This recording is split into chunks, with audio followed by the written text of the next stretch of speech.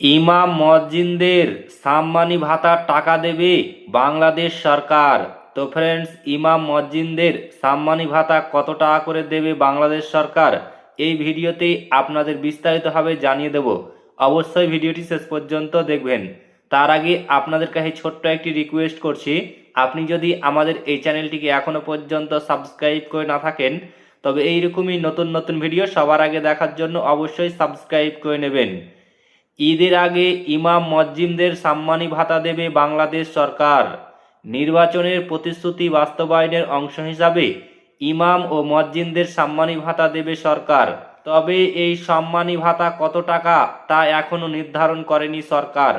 তবে ঈদের আগে কয়েকটি এলাকায় এই কার্যক্রম শুরু হবে বলে সরকারের তরফ থেকে জানানো হয়েছে। শনিবার দুপুরে রাজধানীর তেজগাঁয়ে প্রধানমন্ত্রী কার্যালয়ের ফটকে তার উপদেষ্টা মাহাদি আমিন এইসব কথা জানান।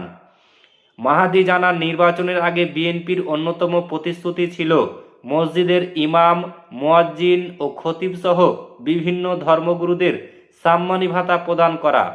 ক্ষমতায় এসে সেই ধারাবাহিকতায় বিএনপি সরকার ঈদুল ফিতরের আগে প্রাথমিকভাবে এই কার্যক্রম শুরু করবে। পর্যায়ক্রমে সারা দেশে তা চালু হবে। কত টাকা সম্মানী ভাতা প্রদান করা হবে তা জানতে চাইলে তিনি বলেন, আন্তঃ মন্ত্রণালয়ের বৈঠকে তা চূড়ান্ত করা হবে।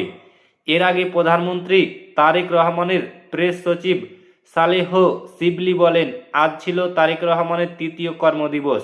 নির্বাচনের প্রতিশ্রুতি বাস্তবায়নে বেশ কিছু দিক নির্দেশনা করেছেন প্রধানমন্ত্রী। তিনি বলেন, আজ তেজগাঁয়ে কার্যালয়ে প্রথমবারের মতো অফিস করেছে তারেক রহমান। অফিসে প্রবেশের আগে ব্রিফ করেছেন, অনেক পুরাতন কর্মজীবীদের সঙ্গে কথা বলেছেন। সংশ্লিষ্ট মন্ত্রীরা পলিসি কার্যক্রম নিয়ে আজ আলোচনা করেছে। তো ফ্রেন্ডস, এই ছিল আজকের বিগ ব্রেকিং নিউজ। ভিডিওটি ভালো লাগলে লাইক করবেন, শেয়ার করবেন এবং চ্যানেলটিকে অতি অবশ্যই সাবস্ক্রাইব করবেন।